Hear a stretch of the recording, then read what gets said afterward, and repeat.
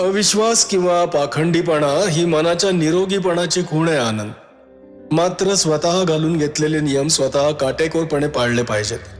समोर येईल तो पुरावा वस्तुनिष्ठपणे स्वीकारला पाहिजे. अविश्वासामागे जर अट्टाहास किंवा पूर्वग्रह असेल तर मात्र तो दोष मानायला हवा. मला आणखी एक विचारायचं होतं समर्थ. माझी पत्नी आणि लहान मूल त्या ब्लॉकमध्ये सुरक्षित असेल का? का त्यांना काही धोका आहे? तुम्ही म्हणत असाल तर मी आजच्या आज त्यांना गावात कोणातरी नातेवाईकाकडे पाठवून देतो. काही दिवसांनी मी तुला हेच सुचवणार होतो. आज पाठवलंच तर मग छानच. सध्या त्यांना काही धोका नाही, पुढेही त्यांचा यात कशात संबंध नाही. पण काही दिवसातच प्रकरण हातगाईवर येणार आहे. त्यावेळी आम्ही दोघं तुझ्या ब्लॉकमध्येच राहायला येणार आहोत. तेव्हा ठीक आहे, त्यांना पाठवून दे. दूरचे कोणी नातेवाईक येणार आहेत असं आसपासच्या लोकांच्या कानावर घाल, म्हणजे आमच्या येण्यानं नसते तर्क कुतर्क व्हायला नकोत. त्याच संध्याकाळी 5च्या सुमारास काशीनाथ पंतांचे वकील समर्थांकडे आले. त्यांचं नाव देवकाते होतं. माणूस 50च्या आसपासचा, सालस वाटत होता. आता त्यांचा चेहरा जरा सचिंत दिसत होता. या वकील साहेब बसा, समर्थ म्हणाले. देवकाते बसले खरे, पण त्यांची सारखी चुळबुळ चालली होती. शेवटी घसा साफ करत ते म्हणाले, समर्थ, काही दिवसांपूर्वी तुम्ही माझ्याकडे आला होतात. हो, पण मला हवी होती ती माहिती मला तुम्ही दिलीत. तुम्ही गेल्यापासून मी त्यावर विचार करतोय. तुमचं नाव अनेकदा माझ्या कानावर आलंय. आपण असं म्हणू की ज्यांच्या बाबतीत तुम्ही चौकशी करता ते सर्व सज्जन नसतात. आता माझे अशील काशीनाथ पंत प्रभू, ही प्रॅक्टिस माझ्या वडिलांपासून चालत आली आहे. नाहीतर मी त्यांची कामं घेतली असतीच असं सांगता येत नाही. अर्थात घेतली असती, पैसा कोणाला नको असतो. पण ज्या एका व्यवहाराबद्दल तुम्ही चौकशी करत होतात त्याबद्दल मीही मनात जरा अस्वस्थ आहे. म्हणजे तसा सर्व व्यवहार कायदेशीर झालाय. टायटलचा किंवा कागदपत्रांचा कधीच वाद होणार नाही. ते गप्प बसतात समर्थ जरासे हसत म्हणाले, हे पहा, सुरुवातीपासूनच सगळं का नाही सांगत? हो, तसंच करतो. तर हे काशीनाथ पंत गेले अनेक वर्ष पैशांच्या अडचणीत आलेत.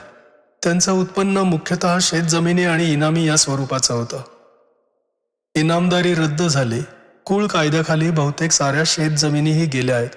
आता काही गावातल्या स्थावर मिळकती तेवढ्या राहिल्या आहेत.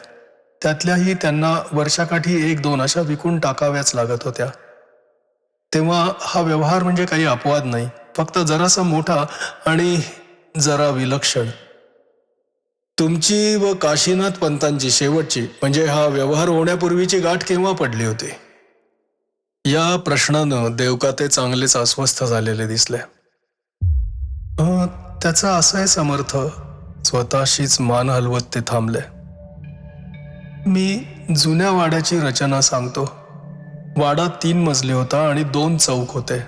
पुढच्या दारातून आत गेलं की पहारेकऱ्यांच्या ओसऱ्या होत्या, घंटेचा टोल होता, गडी माणसांच्या खोल्या होत्या, मग चौक होता. डाव्या हाताला काशीनाथ पंतांच्या खोल्या होत्या, उजव्या हाताला पूर्वी पाहुण्यांसाठी खोल्या होत्या. समोर मोठी माझघराची खोली होती, वरच्या दिवाणखान्या एवढी मोठी. त्यात एका हाताला देवघर होतं. माझघर ओलांडलं की मागचा चौक होता. एका हाताला कोठीच्या खोल्या होत्या. त्या शेजारी पूर्वी गायींचा गोठा होता. डावीकडे मोकळ्या खोल्या होत्या. गणपती उत्सव किंवा रामनवमी किंवा दसरा अशा मोठ्या उत्सवात किंवा लग्नमुंजीसारख्या कार्यात त्या वापरात यायच्या. एक लक्षात घ्या, हे मला काशीनाथ पंतांनी सांगितलंय. माझ्या आठवणीत त्या वाड्यात कोणताही देवधर्म उत्सव धार्मिक कार्य झाल्याचं मला आठवत नाही. जरा थांबा, समर्थ म्हणाले. वाड्यात कुठे तळघर होतं का? देवकात्यांना या प्रश्नाचं नवल वाटलं, पण ते प्रांजळपणे म्हणाले, बहुतेक असावं. त्या काळच्या बहुतेक वाड्यांना तळघर आणि चोरट्या वाटा असतातच, पण मला प्रत्यक्ष माहीत नाही. ठीक आहे, पुढे सांगा. समर्थ, तुम्हाला माहितीच आहे की शेवटची काही वर्ष काशीनाथ पंत एकटेच त्या वाड्यात राहत होते. एकटा बारकू तेवढा त्यांच्यापाशी होता. बारकूच्याही 2 पिढ्या प्रभूंच्या चाकरीत गेल्या आहेत. तो काशीनाथ पंतान एवढाच किंवा एखाद्या वर्षानं लहान असेल. बोलायला तिरसट आहे, स्वभावानं हिरवट आहे, पण त्याच्यासारखा इमानी माणूस मी आजवर पाहिला नाही. प्रभू घराण्यावर आकाश कोसळलं तरी त्यानं ते घर सोडलं नाही किंवा घरापेक्षाही काशीनाथ पंतांची सोबत सोडली नाही. गेली कितीतरी वर्ष मी त्या दोघांना बरोबर पाहतोय. काशीनाथ पंतांबरोबर तो सावलीसारखा वावरत असतो. तोच त्यांचा स्वयंपाक करत होता, कपडे लत्ते पाहत होता, वाड्याची जमेल तेवढी साफसफाई करत होता. वाड्यात सर्वत्र घाण साचत चाललेली मला दिसत होती. मी कितीतरी दिवसांपूर्वी त्यांना सूचना केली की त्यांनी हा वाडा आणि ही बखळ विकून टाकावी आणि एखाद्या आटोपशीर जागेत राहायला जावं. माझ्याकडे जरा चमत्कारिक नजरेनं पाहत ते म्हणाले होते, हो तेही करायचंय, पण अजून वेळ आली नाही. हा व्यवहार होण्याच्या आधी 4-5 वर्ष त्यांना कसला तरी विकार झाला. काय ते मला माहीत नाही, त्यांनाही माहीत नसावं, कारण डॉक्टरांना प्रकृती दाखवण्याची माझी सूचना त्यांनी क्षणाचाही विचार न करता झिडकारले होते. हा बारकू काय त्यांची शुश्रूषा करत असेल तेवढीच. काही वेळा मला त्यांच्या खोलीत काही द्रवांच्या बाटल्या दिसल्यात किंवा एखादा पाला जाळावा तसे कडवट दर्प जाणवलेत. काही घरगुती किंवा आयुर्वेदिक औषधं किंवा काही धुऱ्या वगैरे घेत असावेत.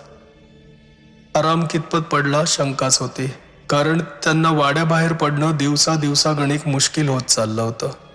त्यानंतर मग त्यांनी मला अधिकार पत्रच दिलं आणि अगदी आणीबाणीखेरीज ते वाड्याबाहेर येईनासेच झाले. याच सुमारास त्यांनी राहण्यासाठी मागच्या बाजूची एक खोली घेतली. मोरी विहीर जवळ होती हे कारण असेल, पण खोली मुळात जरा अंधारी होती आणि त्यात झरोक्यांवर त्यांनी गडद पडदे लावले होते. खोलीत दिवाही लहानसाच असायचा. त्याची शेड त्यांच्याकडे केलेली असायची. मी त्यांना तिथे अनेकदा भेटलोय. पलंगाच्या कोपऱ्यात अंगावर एक शाल पांघरून ते बसलेले असायचे किंवा पलंगावर शाल पांघरून झोपलेले असायचे. त्यांचा आवाजही खोल गेला होता. हालचाल फारशी होत नसे, पण तरीही मला खात्री होती की बोललेल्या प्रत्येक शब्दाकडे त्यांचं अगदी बारीक लक्ष असायचं. काही कागदांवर सही हवी असली तर ते मला कागद तिथेच ठेवायला सांगत आणि बारकूच्या हाती दुसऱ्या दिवशी पाठवून देत. आता मी जेव्हा विचार करतो तेव्हा मला आठवतं की डोक्यावरून घेतलेल्या शालीतून मला त्यांचा चेहरा स्पष्टच दिसत असत ते त्यांचे डोळे, दिव्याच्या मंद प्रकाशातही चमकून उठणारे, धारदार, तीक्ष्ण. वकिलांनी नकळत अंग शहारल्यासारखं केलं. समर्थ, शेवटी मला काशीनाथ पंतांची जराशी भीतीच वाटायला लागली होती. कशाची विचाराल तर नक्की शब्दात सांगता यायचं नाही, पण त्यांचे व्यवहार पाहणं मी थांबवलं नाही. इच्छा होती, पैशांकडेही मी पाहिलं नसतं, पण समर्थ माझी हिंमत होत नव्हती. बारकूच्या हाती त्यांचा निरोप आला की हातातलं सर्व काम सोडून मी वाड्यावर हजर होत होतो. त्या अंधाऱ्या खोलीत त्यांच्यासमोर थरथरत्या शरीरानं बसत होतो. तिथे माझी बुद्धीच काम करीनाशी होत होती. मी त्यांना सल्ला देण्याऐवजी तेच मला हुकूम सोडत होते आणि मी ते निमूटपणे पाळत होतो. इच्छा असूनही हा संबंध तोडण्याची हिंमत होत नव्हती. त्याच्या परिणामाला मी भीत होतो. आता मी खरं सांगतो, काशीनाथ पंतांचं आयुष्य मला नैसर्गिक वाटत नव्हतं. देवकाते जरा वेळ बोलायचं थांबले. मग औपचारिकपणे हसून म्हणाले, समर्थ, इतर कोणापाशीही मी असं बोललो नसतो, कारण रोजच्या व्यवहारात असल्या गोष्टी होत नाहीत, निदान विश्वसनीय मानल्या जात नाहीत. उलट त्या सांगणाऱ्याचाच संशय यायला लागतो. पण तुमची गोष्ट वेगळी आहे. मला काय म्हणायचंय ते तुम्ही बरोबर समजू शकाल. ही भीती काही वेगळीच असते, अज्ञाताची असते. अर्थात ही भीती मनात काही एकदम जन्माला आली नाही. काशीनाथ पंतांचे सर्व व्यवहार मी पाहत होतो. त्यांच्या पूर्वायुष्याची कल्पना मला आल्याखेरीज कशी राहील? हे साधेसुधे गृहस्थ नव्हते. त्यांच्या आवडी निवडी, छंद, उद्योग हे खूपच वेगळे होते, मला माहीत होतं. म्हणून तर ती भीती जन्माला आली होती. हा विक्रीचा व्यवहार, आम्ही केलेला शेवटचा व्यवहार, त्यांची ही शेवटची प्रॉपर्टी होती. आता विकायला त्यांच्यापाशी काही शिल्लक राहिलं नव्हतं. विक्रीचा त्यांचा क्रमही उलटा होता. वास्तविक मोकळी बखळ आधी विकायला हवी होती, पण त्यांनी वाडा आधी विकला. मोकळी बखळही विकली, पण त्या खरेदी खतात एक अट आहे. 3 वर्षापर्यंत त्या बखळीवर काहीही बांधकाम करायचं नाही. काशीनाथ पंतांनी त्यात एक ऑप्शन ठेवला होता. 3 वर्षांच्या अवधीत काशीनाथ पंतांना ती बखळ परत विकत घेण्याचा अधिकार आहे. मूळ किंमत व त्यावरील सर्वमान्य दराचं व्याज देऊन त्यांना ती परत विकत घेता येणार होती. आता ही अट त्यांनी कशासाठी घातली मला विचारू नका, कारण मला माहीत नाही. मी केवळ त्यांच्या सूचना अंमलात आणत होतो. या अटीसाठी त्यांना किमतीत जवळजवळ 15,000 रुपये कमी करावे लागले, पण त्यांचा हट्ट कायम होता. त्यांच्या अधिकारपत्रान्वये मी त्यांच्यासाठी व्यवहार पूर्ण केला. त्यांची दुसरी अट म्हणजे सर्व रक्कम रोकड हवी होती, तीही निम्मी 100च्या नोटात आणि उरलेली 10च्या नोटात. वाड्याचा ताबा त्यात सकाळी द्यायचा होता. रकमेसाठी ते माझ्या ऑफिसात रात्री येणार होते.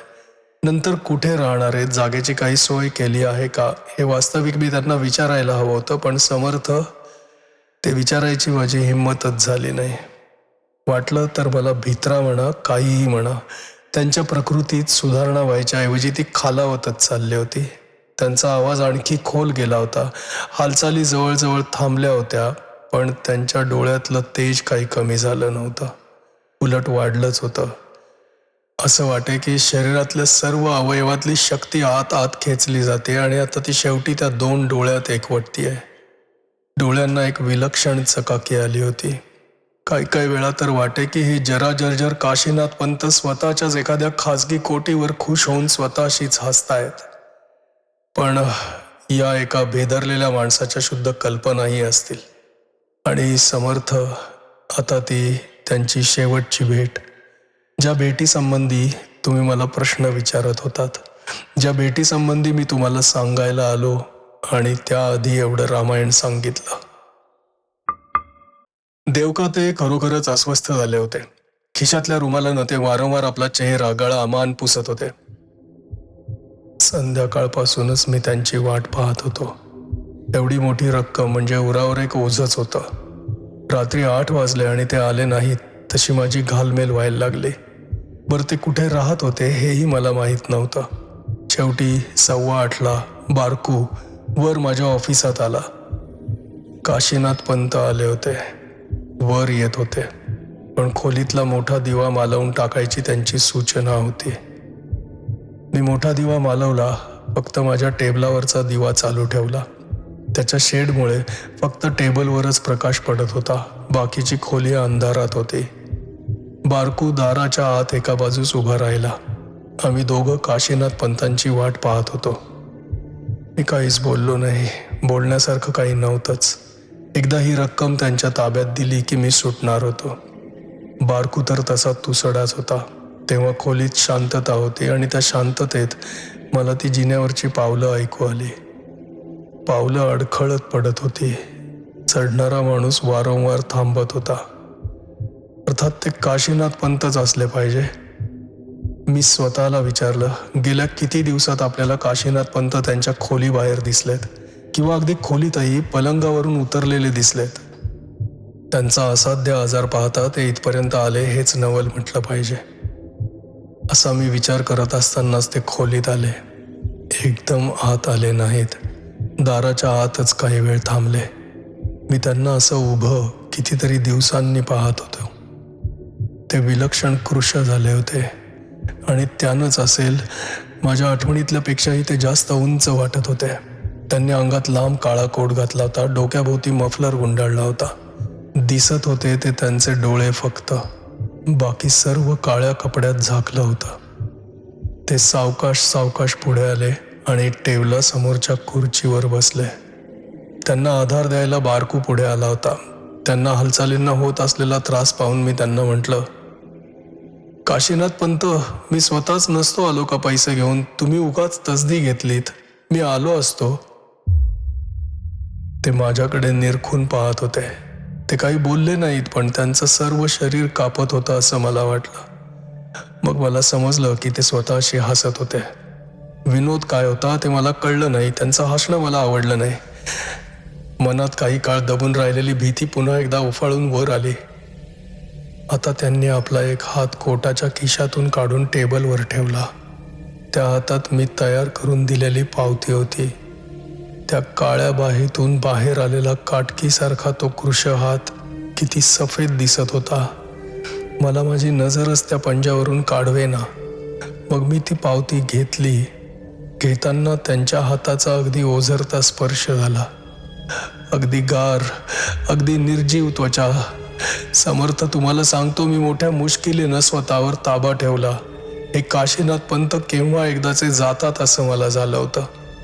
मी ती पावती एकदा वाचून पाहिली आणि टेबलाच्या खणात ठेवून दिली. मागच्या कपाटात मी सर्व रोख रक्कम ठेवली होती ती काढली. बॅग उघडून नोटांची बंडलं टेबलावर मांडली. काशीनाथ पंत काही वेळ त्या नोटांकडे पाहत बसले आणि मग त्यांनी मान हलवली. बारकू पुढे झाला. त्यानं सर्व रक्कम बॅगेत भरली, बॅगला कुलूप लावलं आणि तो जायच्या तयारीनं उभा राहिला. मी जरी त्याच्याकडे पाहत होतो तरी मला जाणवत होतं की काशीनाथ पंतांची नजर माझ्यावर खिळलेली आहे. शेवटी जरा नाखुशीनंच मी त्यांच्याकडे पाहिलं. ते खरोखरच अगदी एकटक माझ्याकडे पाहत होते. त्यांच्या त्या विलक्षण चकाकणाऱ्या डोळ्यांच्या एकाग्र नजरेखाली मी विलक्षण अस्वस्थ झालो आणि मग ते ऑफिसात आल्यापासून प्रथमच आणि अखेरचंच बोलले, "बरं आहे गोपाळराव, मी जातो." आवाज पुटपुटल्यासारखा येत होता. मी नुसती मान हलवली. बारकूच्या मदतीनं ते सावकाश उठले आणि दाराकडे गेले. जितक्या कष्टानं जिना चढले होते तितक्याच कष्टानं उतरले. मग बारकू हातात बॅग घेऊन खाली गेला. मी घाईघाईनं खिडकीपाशी गेलो. रस्त्यावर अंधार होता. दिव्यांच्या खालीच तेवढी उजेडांची वर्तुळं होती. त्या पहिल्या वर्तुळात मला काशीनाथ पंत आणि बारकू यांची जोडी दिसली. उंचच्या उंच काठीसारखे सडपातळ काशीनाथ पंत आणि बसका बारकू. ती जोडी सावकाश सावकाश चालली होती. मग ते उजेडातून अंधारात गेले. काही वेळानं पुढच्या दिव्याच्या प्रकाश वर्तुळात आले. तोपर्यंत ते बरेच लांब गेले होते. मग ते परत अंधारात गेले. मग रस्ता ओलांडून गेले असावेत, कारण त्यानंतर ते मला दिसले नाहीत. समर्थ, माझी व काशीनाथ पंतांची ही शेवटचीच भेट. त्यानंतर ते कुठे गेले, पैशांचं त्यांनी काय केलं, सध्या कुठे आहेत, मला काहीही माहीत नाही. देवकाते जसे बराच वेळ गप्प बसले तसे समर्थ म्हणाले, "पण गोपाळराव, तुम्हाला आणखी काहीतरी सांगायचंय." एकदा समर्थांकडे आणि एकदा माझ्याकडे जरा चमत्कारिक नजरेनं पाहून मग देवकाते स्वतःच्या हातांकडे पाहत बोलू लागले, "हो, तीच गोष्ट मला इतके दिवस सतावते. आता त्याला 3 वर्ष होऊन गेलीत. काशीनाथ पंतांना सोसायटीनं दिलेली मुदत संपली आहे. खरेदी खतातलं ते कलम आता लागू होणार नाही. काशीनाथ पंत आता त्या बखळीचा कब्जा घ्यायला खासच येत नाहीत. मला त्यांचीच इतके दिवस धास्ती वाटत होती समर्थ. त्यांच्या मनात काहीतरी योजना असली पाहिजे आणि ती चांगली नसणार. पण ते काहीही असो, आता त्यांची योजना फसली आहे आणि आता मनातली ती गोष्ट उघड करायला हरकत नाही. नशीब माझं की तुमच्यापाशी हे सांगण्याची वेळ आली आहे. आणि आता इतक्या दिवसांनंतरही नुसत्या त्या आठवणीनं शरीरावर काटा येतो." ते चेहऱ्यावरचा पुन्हा एकदा पुसायला लागले. जरा पुढे सरकून अगदी हलक्या आवाजात ते म्हणाले, "समर्थ, काशीनाथ पंत आणि बारकू दिसेनासे झाल्यावर मी खोलीत वळलो. मोठा दिवा लावला आणि इतका वेळ न जाणवलेलं काहीतरी मला आता जाणवू लागलं. त्या खोलीत कसली तरी दुर्गंधी पसरली होती. एखादी ओली वस्तू खूप दिवस जमिनीत पुरून ठेवावी म्हणजे तिला येईल तसला वास. आणि मग मी पुढे येताच माझी नजर टेबलासमोरच्या खुर्चीकडे गेली. काशीनाथ पंत तिथेच बसले होते त्या खुर्चीवर आणि त्या खुर्चीच्या आसपास काहीतरी सांडलं असावंसं दिसत होतं. मी जरा पुढे होऊन पाहिलं. समर्थ, ती ओलसर माती होती, माती, आणि त्या मातीला मुंग्या लागलेल्या होत्या, लाल मुंग्या. समर्थ, सुरुवातीस मला काही वाटलं नाही. घरातल्या कोणालाही न बोलवता मीच ती माती ढकलत एका कोपऱ्यात एकत्र केली आणि एका जुन्या वर्तमानपत्रावर घेतली. बाहेर टाकायला पुढी करता करता ती सहज वर तोंडापाशी आली आणि लागलीच तो भपकारा आला. साध्या शेतातल्या मातीला असा वास कधी येत नाही. मी ती पुडी कशी तरी बाहेर नेऊन टाकली आणि खुर्चीत येऊन बसलो. जेव्हा का एकेका गोष्टीचा विचार मनात यायला लागला तेव्हा भीतीनं मला खरोखरच कापरं भरलं. काशीनाथ पंतांच्याच कोटात अंगावर ही ओली माती होती, त्यालाच मुंग्या लागल्या होत्या. पण हे कसं झालं? एक मुंगी चावली तरी आपण विलक्षण बेचैन होतो. ते ऑफिसात असे गप्प कसे बसले होते? त्याहीपेक्षा ही माती मला अस्वस्थ करत होती. त्यांचे ते चकचकते डोळे, काटकीसारखा पांढरा शुभ्र हात, काळ्या कपड्यात आणि मफलरमध्ये झाकलेलं शरीर, दिव्याच्या प्रकाशात यायची नाखुशी, आणि आता ही त्यांच्या अंगावरची ओली दुर्गंधयुक्त मुंग्या लागलेली माती. समर्थ, माझ्या डोळ्यांसमोर चित्र आलं ते एखाद्या मातीच्या विवरात लपून बसणाऱ्या, अगदी क्वचित प्रसंगीच दिवसाच्या प्रकाशात येणाऱ्या एखाद्या प्रचंड आळीचं होतं. घामाघूम होऊन मी तिथे बसलो होतो. पुन्हा जर हे काळ्या कपड्यात झाकलेले काशीनाथ पंत या माझ्या खोलीत आले असते तर मी खात्रीनं ठार वेडा झालो असतो. पण ते आले नाहीत. जिथे कुठे त्यांनी आसरा घेतला होता तिथे ते गेले. मग मला आठवलं, मी त्यांना म्हणालो होतो, तुम्ही तसदी कशाला घेतलीत? मी तुम्हाला पैसे आणून दिले असते की. तेव्हा ते एखाद्या अमानुष कोटीवरच्या सारखं स्वतःशीच निशब्द हसले होते. देवकात्यांनी चेहऱ्यावरचा घाम शेवटच्या वेळी पुसला. आता त्यांची अस्वस्थता बरीच कमी झाली होती. समर्थ, गेली 3 वर्ष हे विषारी गुपित मी मनात वागवतोय. दिवस जात चालले तशी काशीनाथ पंत परत येण्याची शक्यता कमी होत चालली. दिवसा मी माझ्या कामात लक्ष घालू शकत होतो, पण एखाद्या रात्री काही कारणानं अचानक जाग आली की या विलक्षण माणसाची आठवण येई. नको नको ती चित्र मनासमोर यायला लागत. नाहीतर एखाद्या वेळी भयानक दुःस्वप्न पडे. काळ्या विवरातून एक प्रचंड आळी पुढे सरकतीये. आळीचे डोळे चकाकदार आहेत, तिची पुढची सोंड पांढऱ्या पंजासारखी आणि डोक्याभोवती काळा मफलर गुंडाळलेला आहे. एक उसासा सोडून देवकाते बोलायचे थांबले. काही वेळानं समर्थ म्हणाले, देवकाते, तुमच्या सांगण्यानं माझ्या कामात मला खूपच मदत झाली आहे. मनात तर्क होते, त्यांना काहीसा पुराव्याचा आधार मिळालाय. आता एक सांगतो, तुम्हाला बहुत करून पुन्हा काही त्रास व्हायचा नाही. काशीनाथ पंतांचं लक्ष आता दुसरीकडे वळलंय. पण जर काही त्रास झालाच तर ताबडतोब माझ्याकडे या. अजिबात उशीर करू नका. समर्थ, तुम्ही माझ्या शिरावरचा खूप मोठा भार हलका केलाय. देवकाते अगदी प्रांजलपणे म्हणाले आणि त्यांनी आमचा निरोप घेतला. हे देवकाते अपेक्षेपेक्षा खूपच जास्त वेळ बसले होते. ते गेले तेव्हा संध्याकाळ झाली होती. समर्थांचा कुठे बाहेर जायचा विचार असला तर तो त्यांनी रद्द केला असावा, कारण ते मला म्हणाले, अप्पा, बागेत खुर्च्या घे, बसूया काही वेळ निवांत. मला या खुणा माहीत होत्या. त्यांना स्वतःशी किंवा काही वेळा प्रकटही विचार करायचा होता.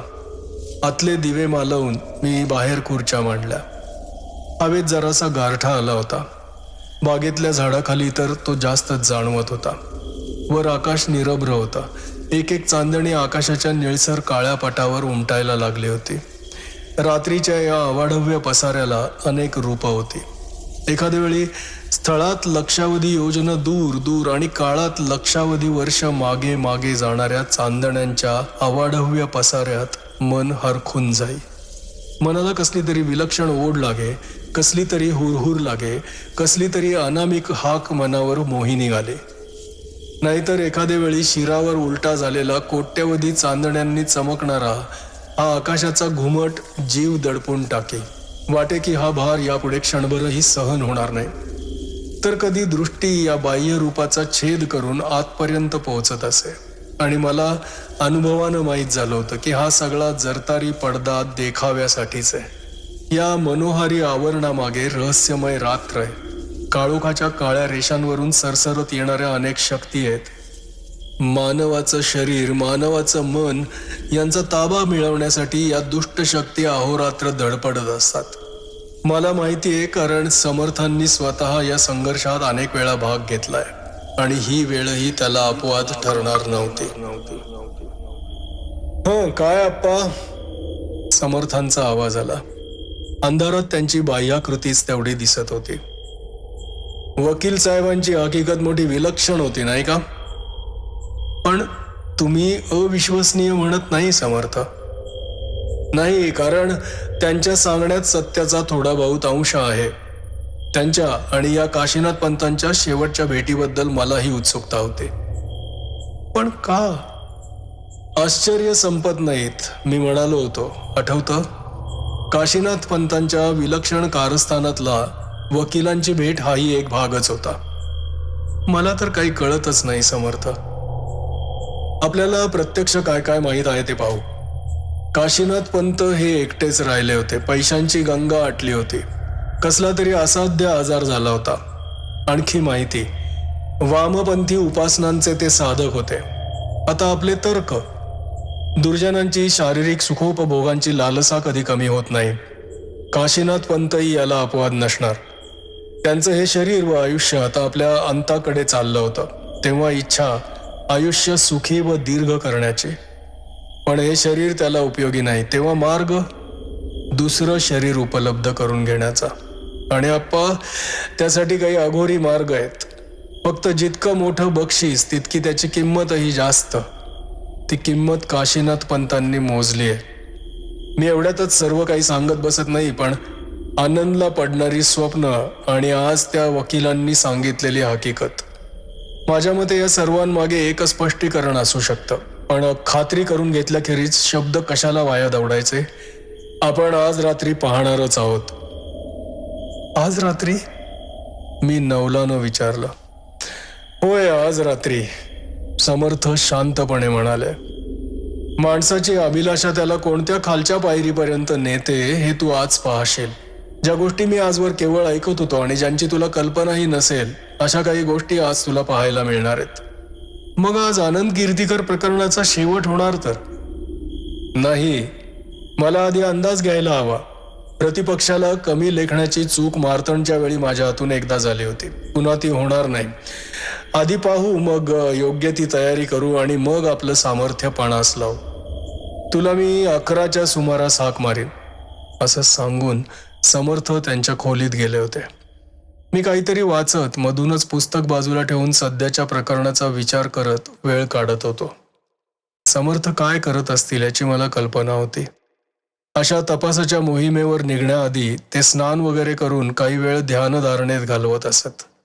योद्धे युद्धावर निघाले की आपल्या शस्त्रांना धार लावतातच की नाही, समर्थ एकदा म्हणाले होते.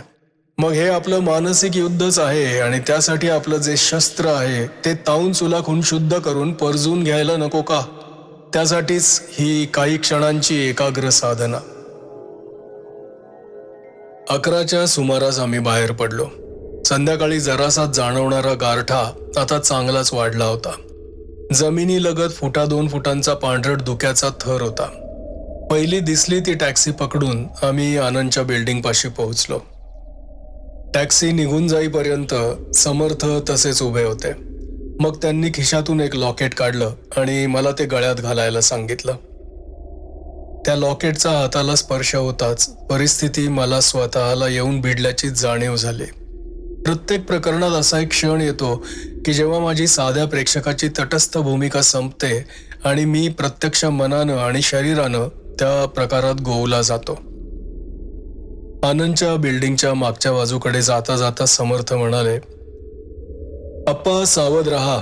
मार्तंडनं त्याचा बंगला आपल्या भेटीसाठी पुरेपूर तयार केला होता, कारण त्याला भरपूर अवधी मिळाला होता. जवळजवळ तोच प्रकार इथे. आपण येणार आहोत हे त्यांना माहीत नाही, पण आपलं आगमन त्यांच्यापासून लपून राहणार नाही. त्यांना इथे कितीतरी वर्षांचा अवधी मिळालाय. गंगाधर रावांनी त्या घरातल्या जड कणाकणांवर जशी हुकमत मिळवली होती तशीच इथेही शक्यता आहे. एक प्रकारे आपण त्यांच्या प्रदेशातच अनधिकारानं प्रवेश करत आहोत.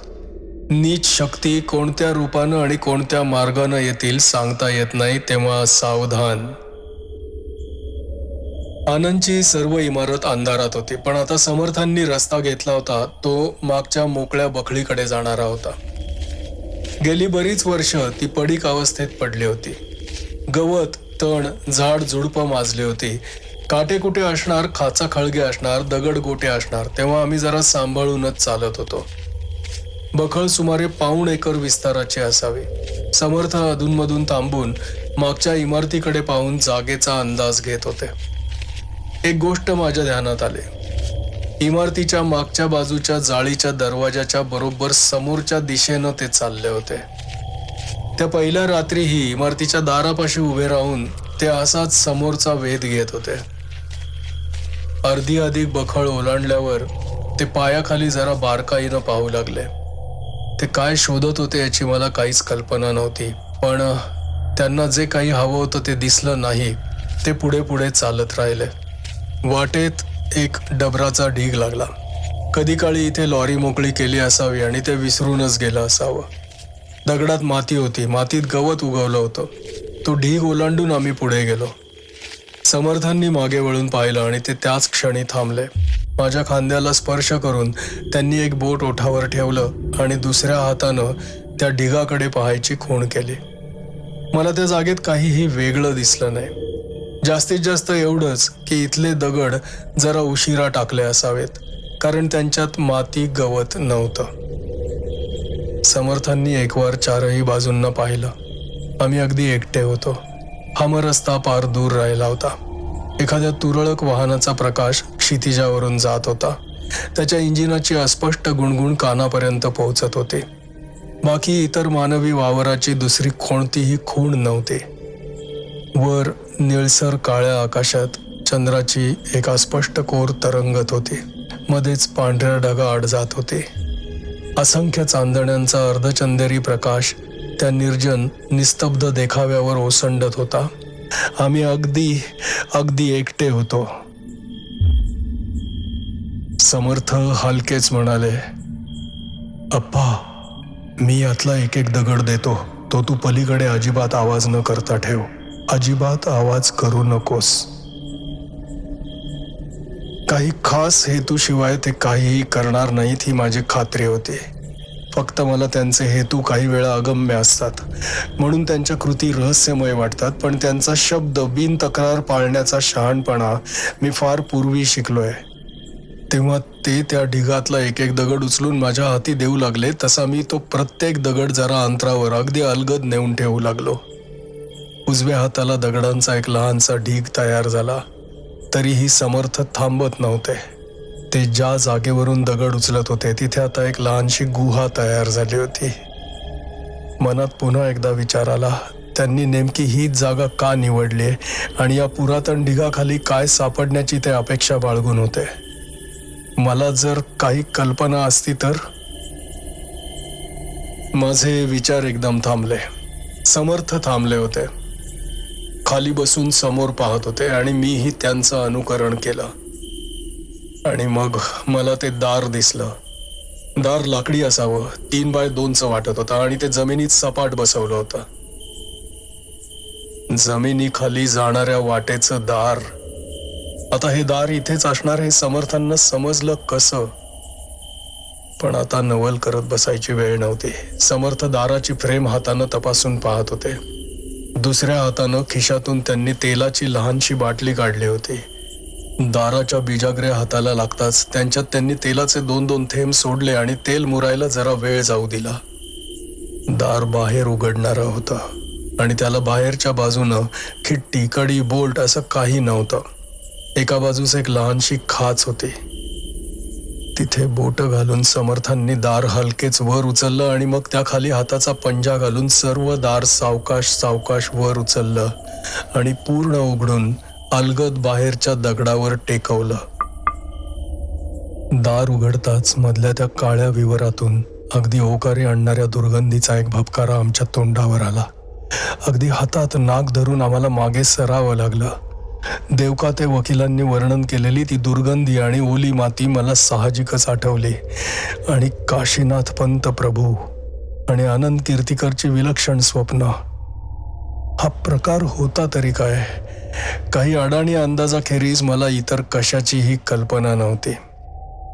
5-7 मिनिटं गेल्यावर त्या विवरात कोंडलेली ती दुर्गंधीयुक्त हवा निघून गेली आणि वास सहन करण्या इतपत कमी झाला. आता समर्थांनी खिशातून एक लहानसा पण खूप शक्तीचा टॉर्च काढला आणि त्याचा झोत विवरात टाकला. आमच्या पायापासूनच खाली जाणाऱ्या घडीव दगडाच्या पायऱ्यात प्रकाशात दिसत होत्या. अप्पा, आपल्याला इथे खाली जायचंय. आता एकदा पाहिल्यावर मग अगदी आणीबाणीची वेळ आली तरच टॉर्च वापरणार आहे. माझ्या पाठीला हात लाव किंवा खांद्यावर हात ठेव आणि शक्यतो तोंडातून काही आवाज काढू नकोस. समर्थांनी मला विचारायला वेळच दिला नाही. टॉर्च मालवून त्यांनी खिशात घातला आणि पुढे होऊन त्या विवरातल्या पहिल्या पायरीवर पाय ठेवला. त्यांच्या पाठोपाठ खाली जाण्या वाचून मला गत्यंतरच नव्हतं. समर्थ सांभाळून एक एक पायरी उतरत होते आणि त्यांच्या मागोमाग मी खाली जात होतो. विवराचं तोंड छातीपाशी, मग गळ्यापाशी, मग डोक्यावर गेलं. आसपासचा सर्व प्रकाश नाहीसा झाला. बोटांना स्पर्श होईल इतका दाट काळोख आसपास पसरला आणि त्या काळोखात आम्ही एक एक पायरी उतरत होतो. हा जिना कुठे जात होता, त्याच्या शेवटास काय होतं कोणास माहीत. रायसोनींच्या बंगल्यात आम्ही एकदा असाच एक 7 पायऱ्यांचा जिना चढलो होतो. प्रत्येक पायरीवर एक नवं अकल्पनीय जग भेटलं होतं आणि हाही जिना अशाच एका वेगळ्या धोक्याच्या अनैसर्गिक जगात आम्हाला घेऊन चालला होता. फुटाफुटाच्या 15 पायऱ्या उतरल्यावर सपाट जमीन लागली. खाली कोरडी घडवलेली फरशी होती. हात लांब केले तर दोन्ही हातांना विटांची भिंत लागत होती. हा एक जुना भुयारी मार्ग होता. समर्थ देवकात्यांना ज्याबद्दल विचारत होते तसला, आणि त्याची दिशा पूर्वीच्या प्रभूंच्या वाड्याकडे आणि आताच्या आनंदच्या इमारतीकडे होती. परिस्थितीतले घटक हळूहळू पण निश्चितपणे एका बिंदूकडे येत आहेत असं मला वाटायला लागलं. समर्थ त्या अंधाऱ्या वाट्यानं सावकाश पण न अडखळता चालले होते. विवराच्या दाराशी होतो तेव्हा बाहेरची शुद्ध हवा आमच्यापर्यंत जरा तरी पोहोचत होती. आता आम्ही आत चाललो तशी हवा कोंदट आणि कुबट होऊ लागली. त्या हवेत आणखी एखादा विषारी घटक असला पाहिजे, कारण मला एक प्रकारचा सुन्नपणा, जडपणा वाटायला लागला होता. पावलांवरचा ताबा सुटतोसा वाटायला लागला होता. समर्थांचा स्पर्श मध्येच जाणवेनासा व्हायला लागला होता. मध्येच काही वेळ त्यांचा स्पर्श नाहीसाच झाला. वेळ थांबला. इथे आपण कोणत्या कामासाठी आलो होतो ते मी विसरलो. ते फार महत्वाचं होतं पण आता आठवत नव्हतं. बरोबर कोणीतरी होतं पण कोण ते काही केल्या आठवेना. विचार कोळ्याच्या जाळ्यात गुरफटल्यासारखे असंबद्ध झाले. जाळं, कोळ्याचं जाळं, एवढ्यातच कोणीतरी हे शब्द वापरले होते. मग एकदम प्रकाश पडला. अनेक अर्थांनी डोक्यात प्रकाश पडला. मला समर्थांची आठवण झाली आणि एक खरा प्रकाश झोतही पडला होता. समर्थांचा टॉर्च.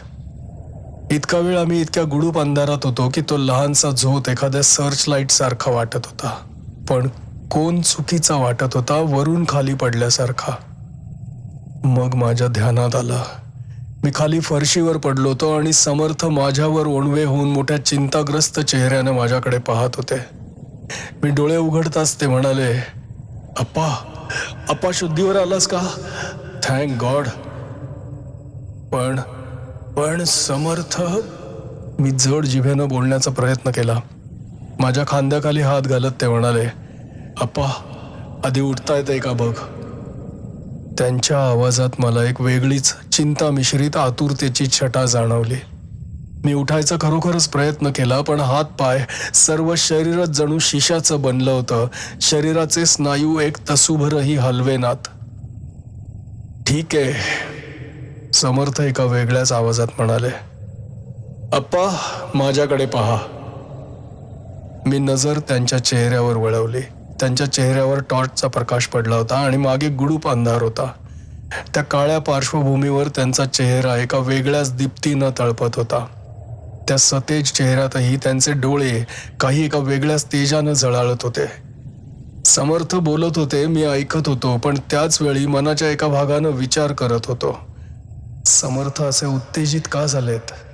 माझं लक्ष ते आपल्या नजरेनं खिळवून ठेवण्याची खटपट का करत आहेत?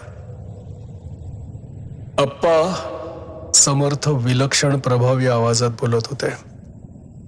आपण इथे कशासाठी आलो आहोत याची आठवण ठेव. काही गोष्टी कर्तव्य म्हणून कराव्या लागतात.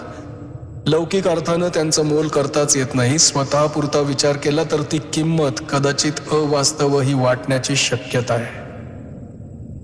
समर्थ हे मला कशासाठी सांगत होते? ते माझी नजर अशी खिळवून ठेवण्याचा प्रयत्न का करत होते? मला दोन्ही प्रश्नांचं उत्तर एकदमच समजलं. कशावर तरी माझी नजर जाऊ नये म्हणून त्यांची खटपट होती आणि माझं मन कशासाठी तरी तयार करण्याचा त्यांचा प्रयत्न होता. समर्थांच्याच तालमीत मी तयार झालो होतो. जे त्यांना योग्य व इष्ट वाटत होतं तेच मलाही. जिथं ते जाणार होते तिथेच मीही. माझ्या मनाची तयारी फार फार पूर्वी झाली होती. मी मान वळवायला लागलो. अप्पा, समर्थ ओरडले. अप्पा, पाहू नकोस, जरा थांब. पण ते मला अडवू शकले नाहीत. मी मान वळवली. ज्या वाटेनं आम्ही आलो होतो त्या वाटेकडे मान वळवली. मला ते दिसलं, आमच्या जायच्या वाटेवरच ते बसलं होतं. हे माझ्या दृष्टीआड शक्य तितक्या अधिक वेळ ठेवण्याचा समर्थ प्रयत्न करत होते तर, पण खरोखर त्याची काही आवश्यकता नव्हती. समर्थांच्या सहवासात इतके दिवस मी काय उगाच काढले होते. ज्या क्षणी माझ्या मनावर एक प्रकारची झापड यायला लागली, डोक्यात सुन्नपणा यायला लागला, समर्थांचा संपर्क मधून मधून खंडित व्हायला लागला, त्याच क्षणी मला कल्पना आली होती की हे नैसर्गिक नाही. आपण कोणत्या तरी दुष्ट शक्तीच्या प्रभावाखाली येत आहोत. शुद्धीवर आल्याच्या पहिल्या क्षणात ही शंका दूर झाली होती. अशा शक्तींना प्रतिकार करण्याचं सामर्थ्य माझ्यात आलं नसेल, पण त्यांचं अस्तित्व, त्यांचा वावर ओळखण्याइतकी माझी प्रगती तर खासच झाली आहे. तेव्हा आमच्या आसपास असं काहीतरी असणार व दिसणार ही माझी अपेक्षा होतीच. पण तरीही त्याचा आकार, आसपासच्या अंधारावर त्यापेक्षाही गडद काळा असा त्याचा प्रचंड आकार दबा धरून बसल्यासारखा वाटत होता. सुमारे पुरुषभर उंचीवर त्याचे मुठीच्या आकाराचे हिरवट पिवळे डोळे विलक्षण प्रखरतेनं लवलवत होते. त्या अरुंद जागेत ते आणि आम्ही